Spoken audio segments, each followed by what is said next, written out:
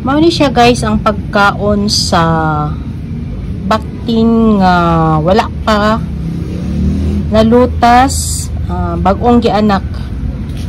Ang edad ani guys is 5 days. Pagsugod na gyud na siya kaon guys. 5 days ang edad gikan pag-anak. Ang sistema ani siya guys kung saan siya pagpakaon sa 5 days. Ato ni siyang humulan og tubig ang feeds. Gamay lang siya guys. Nya ato siyang humulan nga mahumok na gid siya guys kay ato siyang itrapos sa didi sa ato ang inahing baboy. Syempre pag magpahita na guys kanang padulong na magpadidi ang atong inahing baboy kay para kaon sa ato ang biik ang feeds nga atong gitrapos sa iyahang didi. So simula makalasa na sila sa maong feeds, ma-familiar na nila ang maong feeds nga imong gihatag sa biik pinaagi sa pagpahid-pahid sa didi sa inahan every time na magpadidi ang inahan. So trabuhan na tuog feeds nga hinumula na tuog tubig.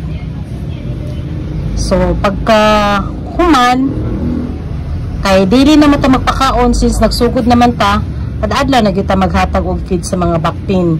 So aside sa atong gitrapo sa didi sa inahan, magbutang po ta og feeds sa ato ang sa ilahang kananan sa mga baktin kay nakaamoy naman sila sa ilahang sa maong pagkaon. So may posibilidad na mukaon sila o posibilidad na mukaon na sila sa maong feeds. So kadadlaw na ta magbutang o kadadlaw na pud sila na ay tubig tapad sa ilahang pagkaon.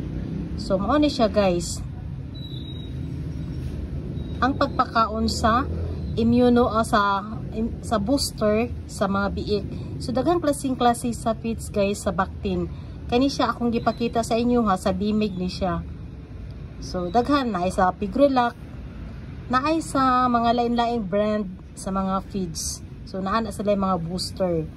So kani siya guys magsimula ni siya 5 days paingon sa 35 days. 35 days bot ipasabot nalutas siya 30 days hanggang 5 pa jud ka adlaw gikan paglutas kay 35 days taman. So mao lang na siya guys ang ako ang i-share kaninyo karon nga video kung unsaon or unsay ipakaon nato sa ato ang baktin nga 5 days gikan pagkatao.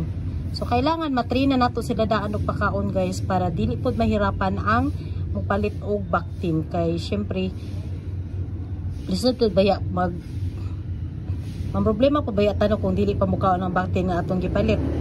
So kailangan usog na gyud mukaon ang baktin nga ilahang mapalit or ma-dispose nato para dili malisdan ang ato ang mga customer. So daghang salamat guys.